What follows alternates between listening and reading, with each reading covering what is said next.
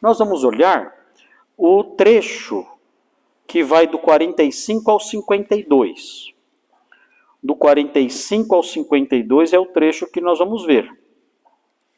Então aparece aí o trecho que fala sobre Jesus andando sobre a água. Jesus andando no mar da Galileia, de madrugada. Então nós vamos ver esse trechinho aí. Eu dividi esse trecho em duas partes. Tá? Duas partes. Primeiro, os versículos 45 a 48. Do 45 ao 48, o título dado para esse pedacinho é Jesus demonstra seu poder. Então nós vamos ver esse pedacinho em que Jesus demonstra seu poder. Versículos 45 até o 48. E depois, o outro pedaço é do 49 ao 52. É o outro pedacinho do 49 até o 52, aí termina, né? Aí o título dado é o seguinte: os discípulos demonstram sua fraqueza. É um contraste, né? A primeira parte, Jesus demonstra o seu poder. Na segunda parte, versículos 49 a 52, os discípulos demonstram sua fraqueza. Então vamos ver aí como é isso na história. Isso é um texto com duas divisões só, tá bom? Vamos então ver, começando com o versículo 45. Como começa o versículo 45? Logo a seguir. Quem lembra a que esse pedacinho se refere? Logo a seguir significa logo depois. Logo depois do quê? Quem lembra? Da multiplicação dos pães. Então, logo depois da multiplicação dos pães, o que veio aí? O que vem aí no versículo? O texto fala que Jesus compeliu os seus discípulos.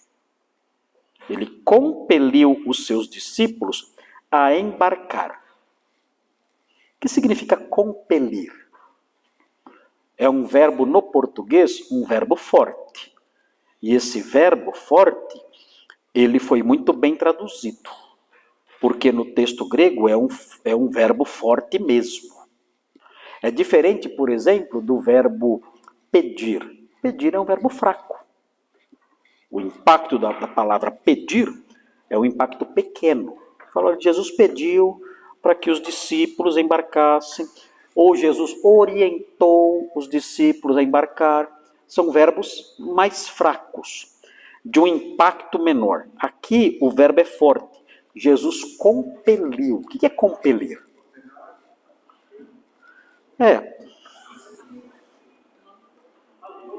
Ele insistiu com certa veemência para que eles embarcassem. Por que esse verbo está aí? Os discípulos não queriam ir embora, talvez, porque tinha muito pão ainda lá. Muito pão e muito peixe. Ah, não vamos embora não, está muito boa comida aqui de graça. Será que é isso? Nós não sabemos ao certo. Nós temos uma suspeita. Mas nós não sabemos ao certo por que esse verbo foi colocado aqui. Compelir traz a ideia de insistir. Jesus insistentemente, ele falou para os discípulos, olha, entrem no barco agora e vão para o outro lado. E insistiu com eles ali, instou com eles para que eles de fato fizessem isso. Por quê?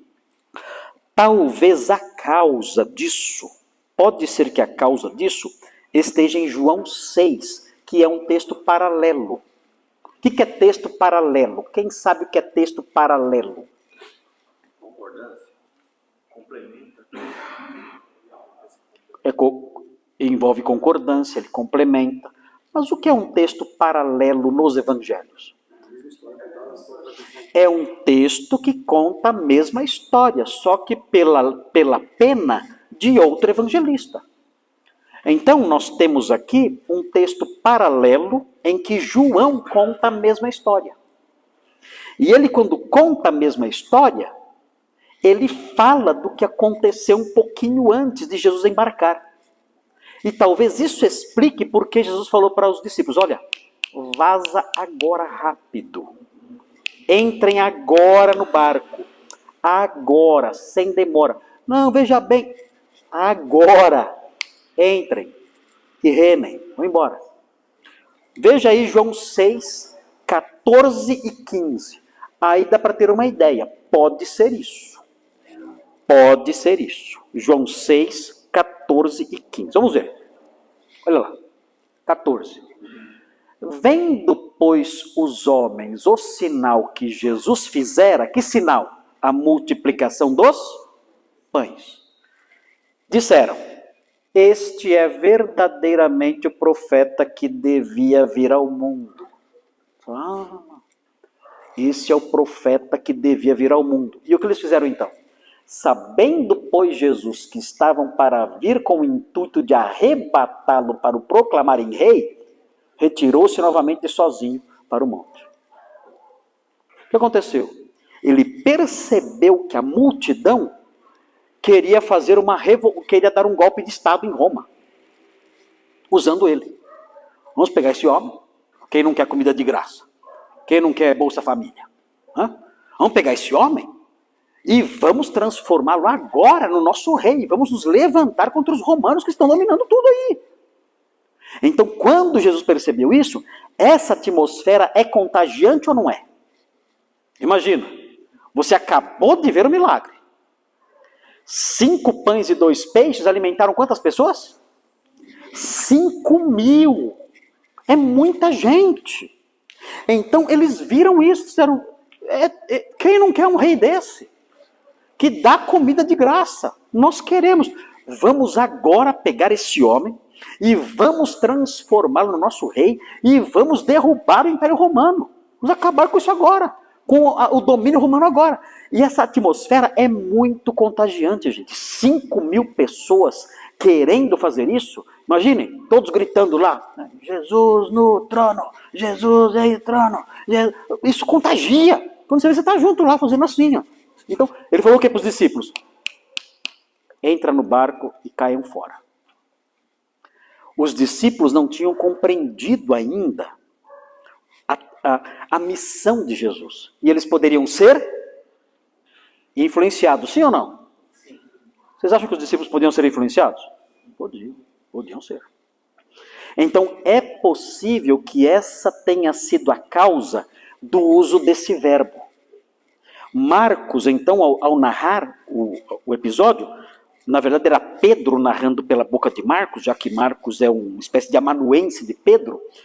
Pedro usou esse verbo, dizendo, olha, ele insistiu para nós sairmos logo.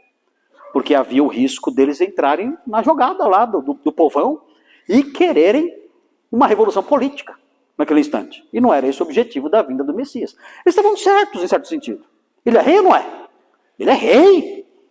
Mas não entendiam a missão dele completa. Ele era também o Cordeiro de Deus, que daria sua vida pelo pecado do mundo.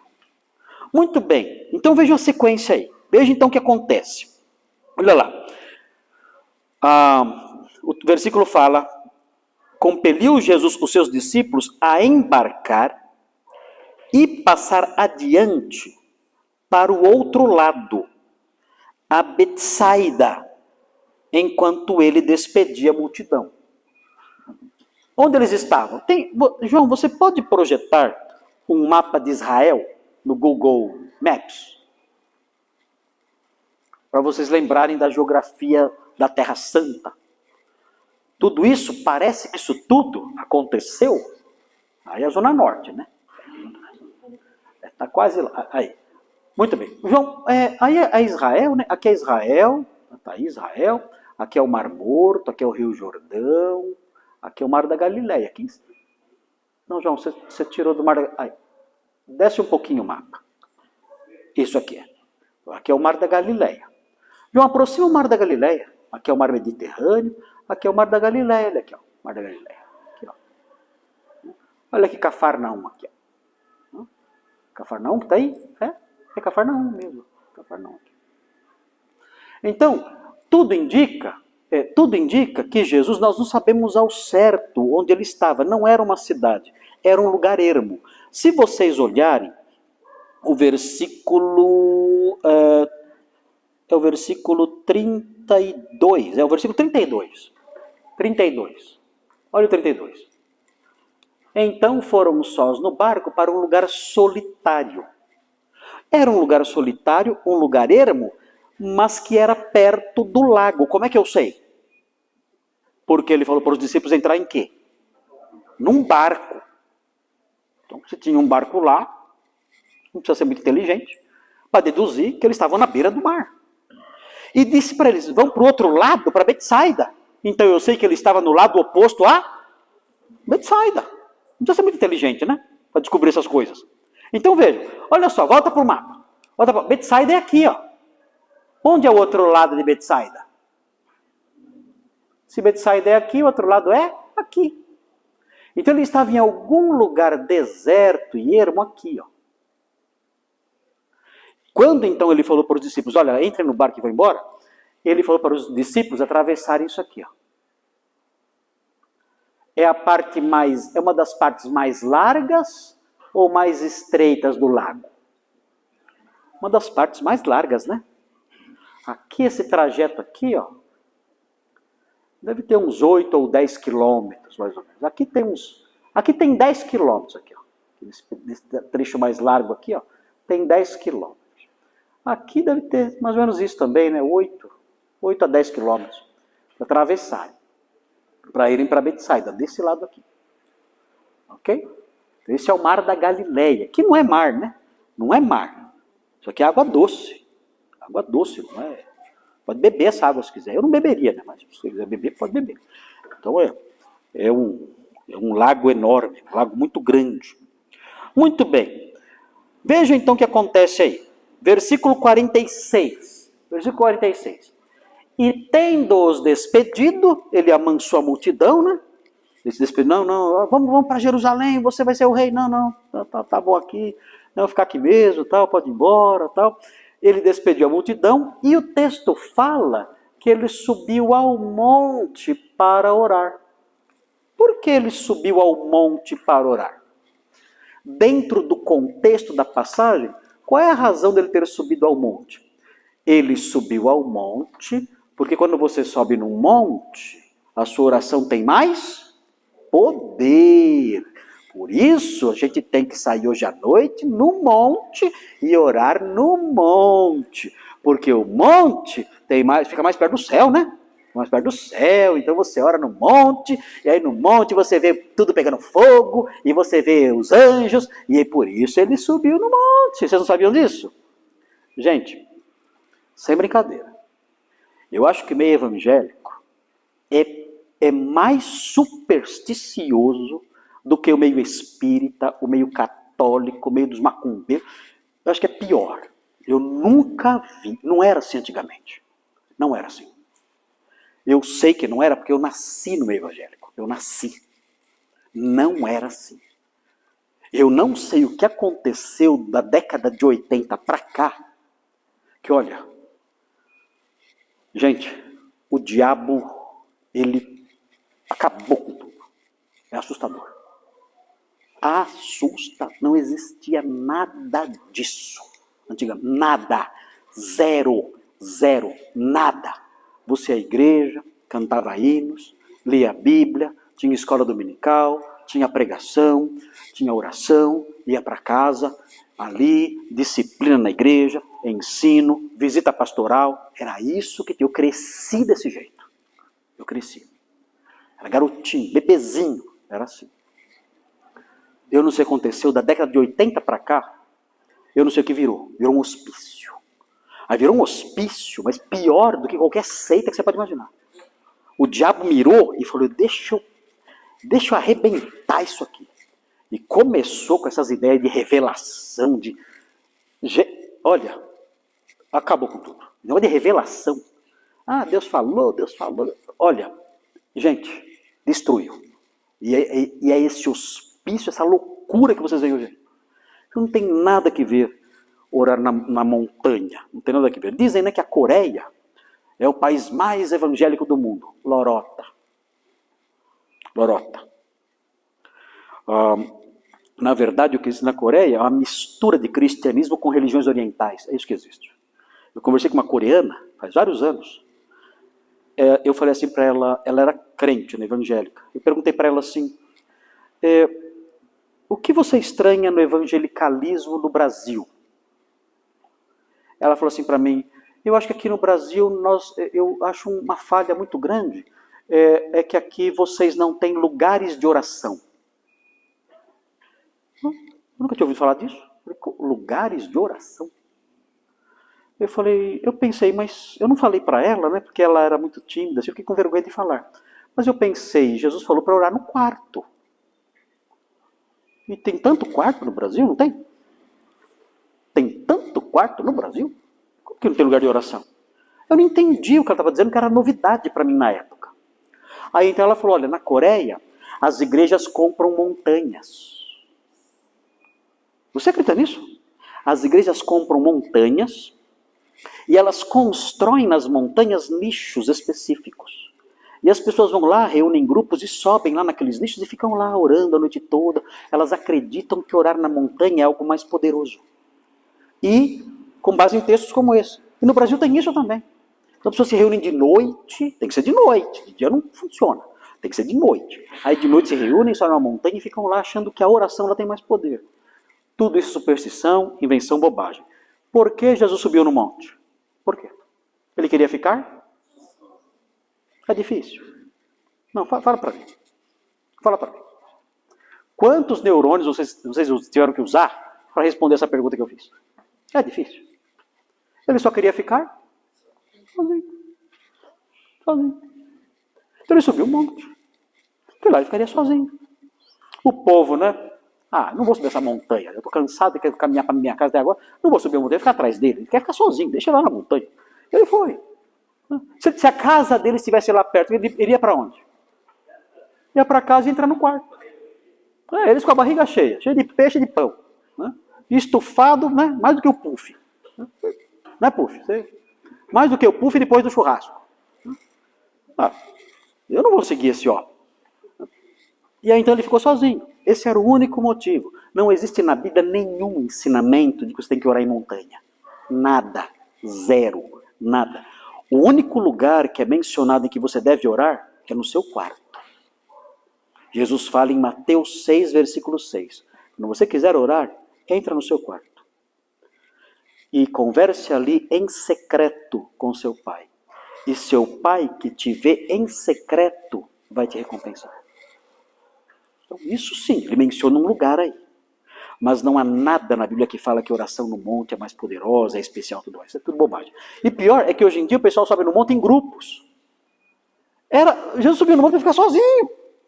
O pessoal sobe em grupos no monte. Então são as invenções modernas, né? E as pessoas que fazem isso acham que estão arrebentando em termos de espiritualidade. Acham que estão no topo do grau mais alto de espiritualidade. Quando na realidade é por ignorância e superstição. Sim, Márcio. Uhum. Sim. Sim. Ele falou, olha, nós não precisamos de templos para adorar. A sede da adoração genuína é o coração da pessoa. Que Deus procura pessoas assim, que o adorem em espírito e em verdade. Muito bem. Então aconteceu isso. Jesus subiu ao monte para orar. O texto não fala o que ele pediu ao Pai. Não sabemos qual foi o conteúdo da oração. Só sabemos que ele quis ficar sozinho. Para orar sozinho. Ele podia orar com mais pessoas? Podia. A vida que Jesus ensinou para nós, a vida devocional que Jesus nos ensinou, envolve oração com pessoas, envolve oração juntos na igreja. Nós encontramos no livro de Atos a igreja orando todo mundo junto. Nós encontramos Jesus orando com seus discípulos. E nós encontramos Jesus orando sozinho. Então a vida espiritual, ela engloba tudo isso. Nesse caso aqui, Jesus queria orar sozinho. Então ele subiu uma montanha para ficar isolado e ali ele orou. Era tarde da noite? A Bíblia fala, o texto fala, que o início O início da multiplicação dos pães foi ao cair da tarde. O início, quando os discípulos chegaram para Jesus e disseram assim, olha, já está ficando tarde e eles não têm que comer. Isso já era o final do dia.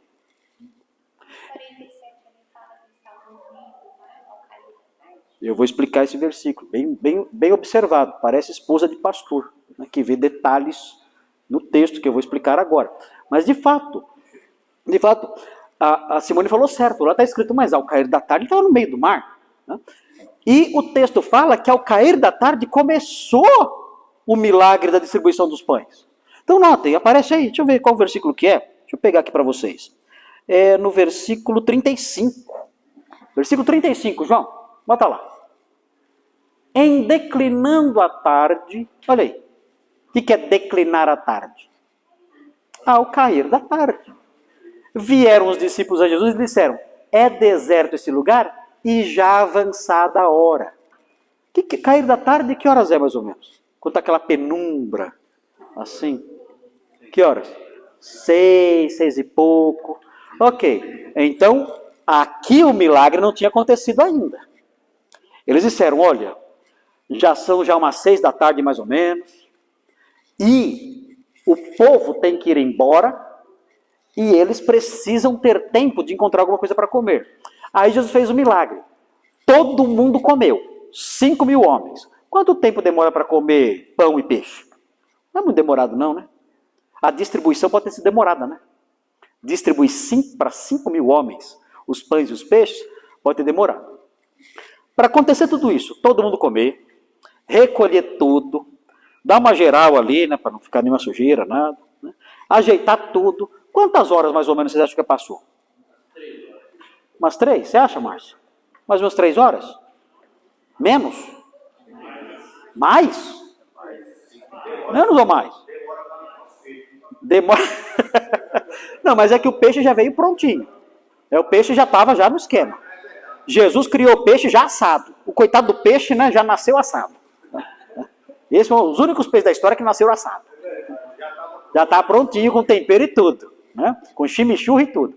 Então, agora, quanto tempo demoraria então? Para todo mundo comer, reorganizar e falar, bom, agora podemos ir embora. Eu acho que não foi tão pouco, também não foi muito, mas sei lá, eu não tenho experiência, o Abadil tinha que falar isso, né? No máximo 3 horas, máximo 2 horas. Tá pronto.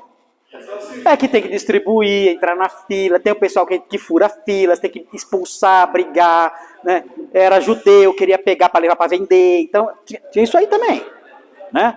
Alguma confusãozinha deu lá, né? 5.000 comendo a criançada, né? E pegando, vou levar um pedacinho para minha sogra, você sempre tem essas coisas aí, né? Então, não dá detalhes, mas deve ter sido demorado o negócio. De 2 a 3 horas, eu acho. O que vocês acham? A gente queria repetir, sempre tem, né, o pessoal que repete. 2 a 3 horas, mais ou menos? Mais ou menos 2 a 3 horas. Então, se era 6h30, que horas liberou tudo? 9h30. Começou o movimento lá. Vamos levar esse homem para Jerusalém para que ele seja rei. Começou o movimento talvez essa hora, 9h30, 10 da noite. Aí Jesus, de noitão, então, subiu para... não tinha luz elétrica. Aí o que acontece? Ele mandou os discípulos para o outro lado. Volta lá, João. Volta lá. Ele mandou os discípulos do outro lado e ficou sozinho na terra. Aí, veja o 47. Ao cair da tarde, estava o barco no meio do mar e ele sozinho em terra. Agora, quando fala ao cair da tarde, é aí que está o problema da tradução. É a traduçãozinha que não está legal. Na realidade, o significado da expressão que aparece é o seguinte.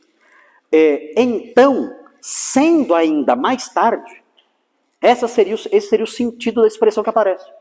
Então, sendo ainda mais tarde, estava o barco no meio do mar.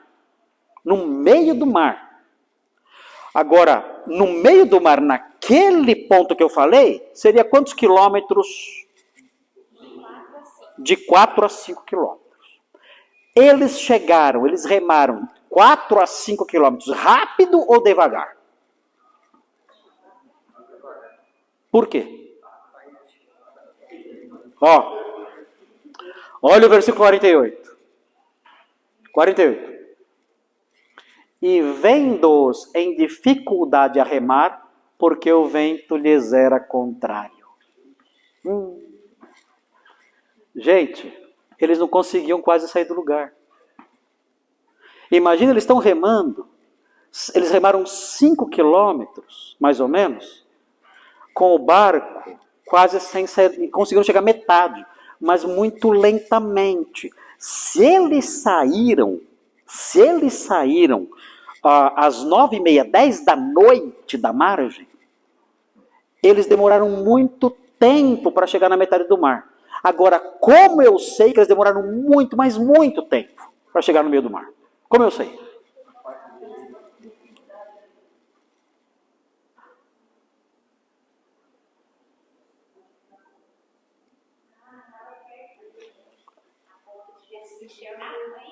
Não estava mais escuro. Mas é Jesus.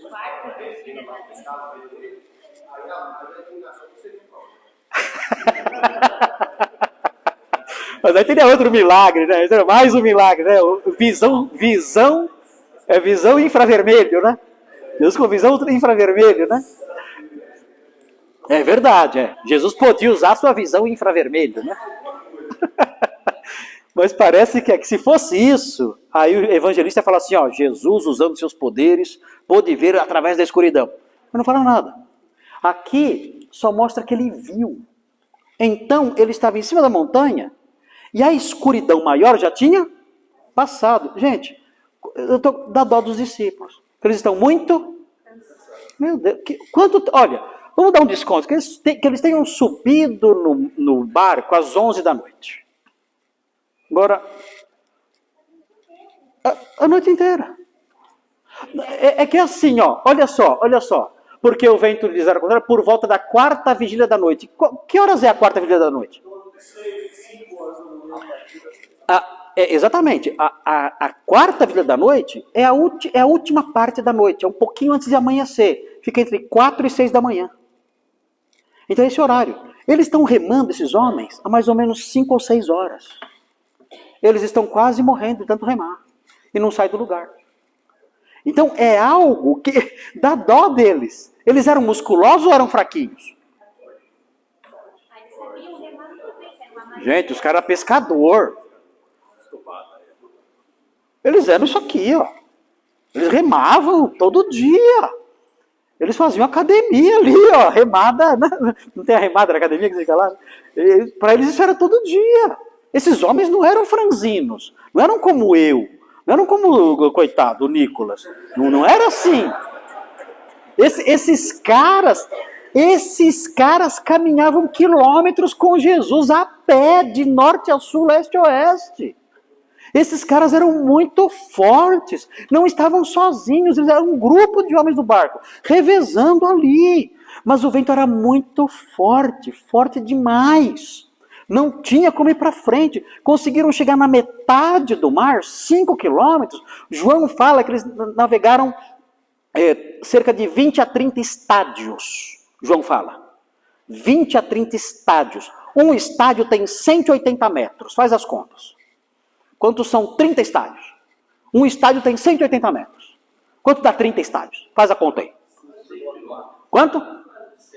Quase 6. Fala 5,5 km. Pronto, olha aí. Eles tinham remado isso. Eles eram musculosos, fortes, mas estavam muito cansados. E Jesus olhando do monte, ele viu. Estava clareando já o dia. Ele viu que eles não estavam saindo do lugar. E lutando ali para conseguir para frente. Aí o que acontece? Olha o que acontece. Ele veio ter com eles andando por sobre o mar.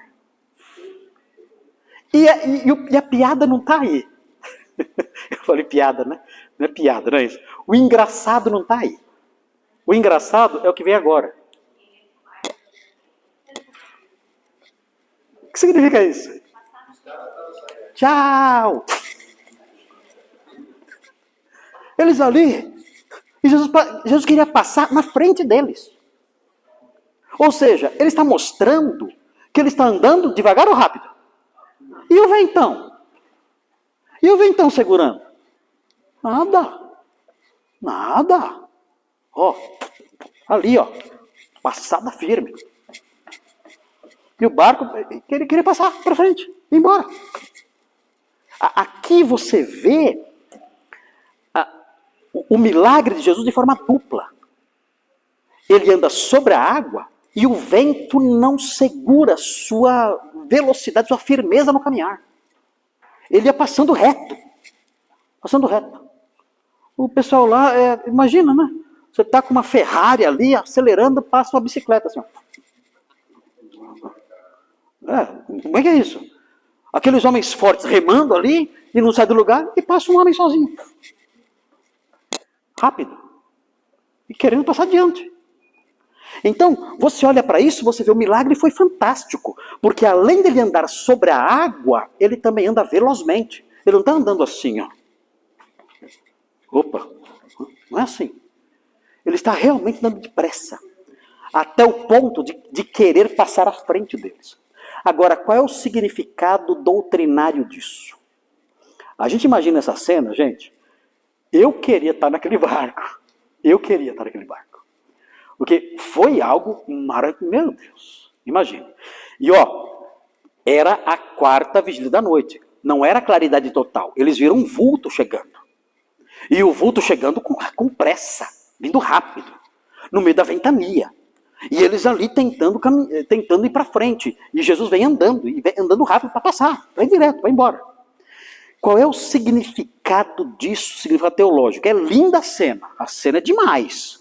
É extraordinária. Mas a questão aqui não é somente a grandeza da cena, que é de tirar o fôlego. Não dá para imaginar algo assim.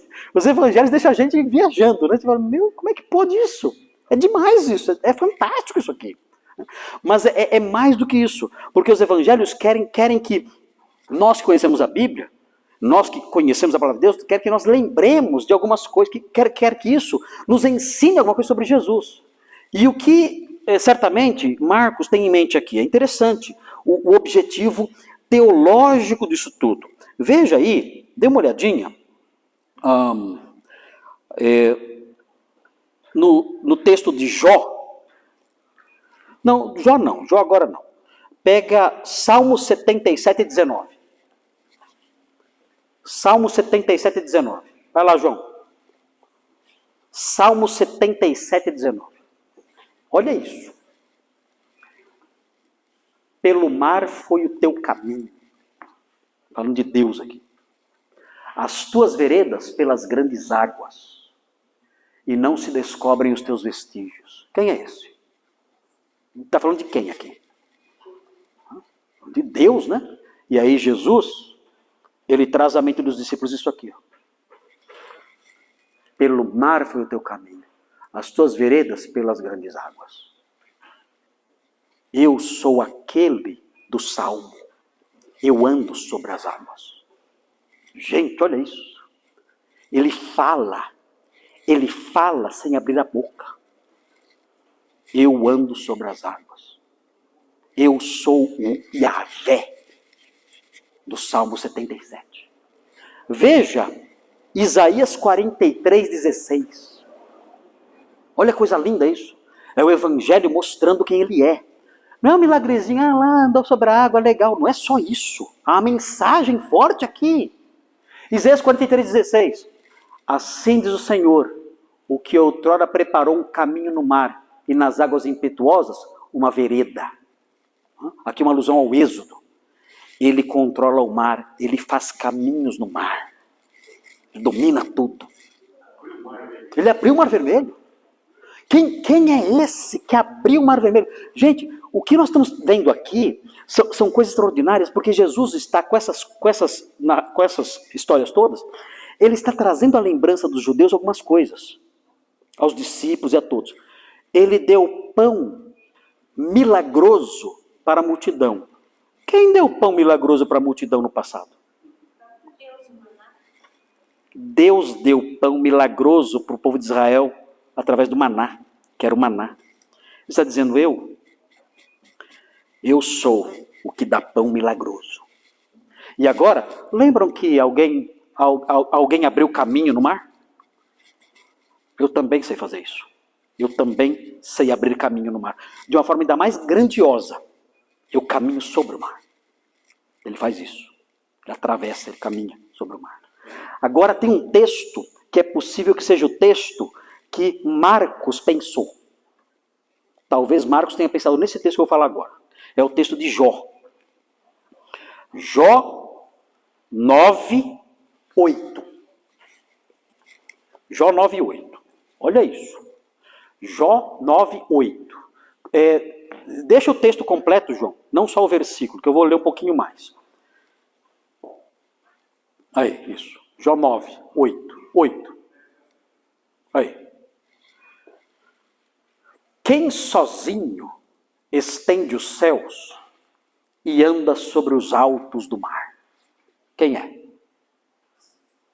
É Deus, é o Senhor. Jesus fez isso. Ele andou sobre o mar. Continuando a leitura. Quem fez a Ursa, o Órion, o Sete Estrelo e as recâmaras do sul? Quem faz grandes coisas que se não podem esquadrinhar, e maravilhas tais que se não podem contar? Olha o 11. Eis que ele passa por mim e não o vejo, e segue perante mim e não percebo. Pode ser, não sabemos, pode ser que Marcos tinha isso em mente quando falou que Jesus queria fazer o quê? Tomar a dianteira. Talvez Marcos pensou nesse texto. Ele anda sobre o mar e toma a dianteira e segue em frente. Pode ser isso. Seja o que for, o que o texto está mostrando é o seguinte: esse Galileu é o próprio Yahvé do Antigo Testamento encarnado. Ele é o Deus que anda sobre as águas. Esse homem de Nazaré. Esse homem de Nazaré é o Deus que anda sobre as águas que o Antigo Testamento menciona. Ele estava dormindo no barco. A tempestade. Ele vai, dá ordem ao vento. Isso. Exatamente. Mostrando quem ele era. Então, isso é bastante rica a mensagem aqui. O evangelista Marcos está nos ensinando isso. Olha, não se deixe enganar pela simplicidade e pela aparência desse homem, desse Galileu. Esse Galileu é o Deus do Antigo Testamento que anda sobre as águas. E aí vai ter a reação dos discípulos, que a gente vai ver na semana que vem. Na semana que vem, os discípulos demonstram sua fraqueza. Eles não estavam entendendo. Eles não entenderam. Mais tarde só que eles vão entender. Ainda vai ter mais capítulos falando que eles não estavam entendendo. Mais tarde vão entender. Mas nós veremos a fraqueza deles na próxima semana. Vamos orar agora, terminando. É importante o seguinte. Tem uma frasezinha de Jesus nessa passagem, em que os discípulos ficam tão assustados com ele, né, desesperados, porque eles pensavam que era um fantasma, e fantasma assusta mesmo, né? Qualquer pessoa que vê um fantasma acho que fica meio apavorado, né? Quando não vê, não sei. Eles ficaram assustados pensando que era um fantasma. E Jesus fala assim para eles, olha, tenham bom ânimo, sou eu, não tenham medo. É muito linda essa mensagem. Tenham bom ânimo, sou eu, não tenham medo. Então, Jesus faz isso. Jesus apazigua o coração das pessoas que estão com medo. Ele dá coragem para as pessoas. Ele tem essa força para dar coragem às pessoas. Ele realiza isso. É uma das ações que o Senhor realiza nos seus discípulos. São palavras admoestatórias. Palavras admoestatórias que Jesus dirige àqueles que são seus seguidores. Nós temos aqui um exemplo disso. Mas o Senhor Jesus faz isso com muita frequência. Nas horas em que nós estamos no meio da ventania, sem conseguir caminhar para frente, achando que os nossos braços não vão conseguir mais remar, e achando que tudo está chegando ao fim, não temos mais recursos para prosseguir, o Senhor Jesus se aproxima dos seus discípulos, ele traz essa recordação à sua mente. Tenham coragem, tenham bom ânimo, eu estou aqui, sou eu, não tenham medo. E é por isso que os discípulos de Jesus, eles têm condições de seguir em frente em qualquer situação. Eles não precisam de mais nada. Basta o Senhor com eles. E eles seguem firmes, sem temor, em qualquer circunstância. Mas nós vamos ver isso na próxima semana com mais cuidado, com mais detimento. E aí nós encerramos esse pedacinho e depois seguimos para o capítulo 7. Ok. Vamos orar pedindo o que agora? Qual seria o nosso pedido? Oraremos pedindo o que a Deus diante do que aprendemos hoje? Discernimento por quê? Para entender essas coisas. Jesus está acima das leis da física. Imaginaram isso? Ele está acima das leis da física. Ele anulou as leis da física. Ele anulou. Ele anulou as leis naturais ao fazer peixes já assados. Ele fez surgir peixes já assados. Como pode isso? Ele anulou as leis naturais. Então, ele é um Deus poderosíssimo. Ele pode fazer qualquer coisa. Isso fortalece a nossa fé, sim ou não? Sim. Para ele não há nada impossível. Vocês conhecem alguém capaz de fazer um peixe já frito? Impossível isso. Como pode isso? Ele fez. Milhares de peixes já assados. Ele anda sobre as águas. Ele anulou as leis da física. Ele anulou a lei da gravidade. Não, andou sobre a água. Sim, ele pode fazer isso. Ele controla tudo. Mesmo o vento forte, ele caminhou. O vento não conseguiu segurá-lo. Então esse é o nosso Deus. Isso fortalece a nossa fé, porque não há nada para ele impossível, nada. Se você tem uma doença incurável, ele pode curá-la sim. Ele pode só falar, pode só dizer, e a doença some. Imediatamente. Ele tem esse poder. Qualquer doença. Nós oramos agora há pouco pelo coração do pastor Jamil. Se Deus quiser, Deus dá um coração novo para ele. Ele cria um coração novo e dá. Ele faz isso se ele quiser. Nós oramos pelos rins do pastor Abidênago. Se Deus quiser, ele dá 2 rins novos para ele. Vai ficar com 3. 2 novos e um velho. Ele faz o que ele quer. Então nós podemos, ele pode fazer a hérnia do Márcio desaparecer imediatamente. Tem poder para isso. É o nosso Deus. Ele é o Criador dos céus e da terra. Ele pode fazer qualquer coisa. Nada é demasiadamente difícil para ele. Ele pode fazer tudo. Então, a nossa fé tem que ser robustecida por essas histórias. Quando nós ouvimos essas histórias, esse Jesus continua o mesmo. Ele pode fazer o que ele quiser. E isso deve robustecer a nossa fé. Senhor, vem nos socorrer, porque nós sabemos que só o Senhor tem a solução para tudo. E se for da sua vontade, ele fará. Se não for, não fará. E tudo é para a glória dele. Vamos então orar, agradecendo a Deus por isso, e que essas coisas robusteçam a nossa confiança no Senhor. Senhor, muito obrigado por esse texto que mostra o poder infinito do nosso Mestre, que esteve aqui em humilhação e fraqueza. Esteve aqui e enfrentou cansaço, enfrentou fome, enfrentou sede, enfrentou a dor física da cruz e outras.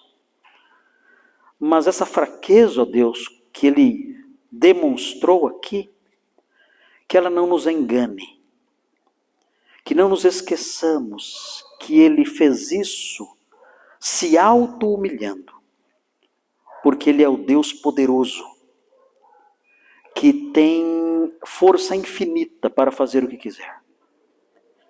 Ele pôde trazer à existência peixes já assados, já mortos e preparados para o alimento. Ele pôde fazer com que surgissem pães já prontos.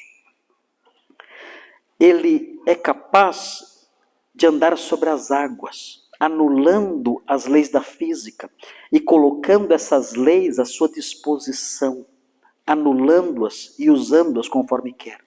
Ele é Senhor de tudo, todo-poderoso. E isso, ó Deus, nós pedimos que isso, ó Deus, nos encoraje. Porque temos tantos problemas e tantas coisas, e enfrentamos tantos dramas na vida, e achamos que não há solução. Mas quando olhamos para o Senhor, cremos que o Senhor é infinitamente poderoso para fazer muito mais do que pedimos ou pensamos. Muito obrigado por isso. Fortalece a nossa fé. Enche-nos de confiança e gratidão. E que a sua vontade seja feita em nossas vidas sempre. Que a nossa confiança no Senhor nunca esmoreça. Porque esse Senhor Jesus, sobre o qual lemos, continua sendo o mesmo, ontem, hoje e será para sempre. Pedimos essas bênçãos, agradecidos por essa história. Em nome de Jesus, amém.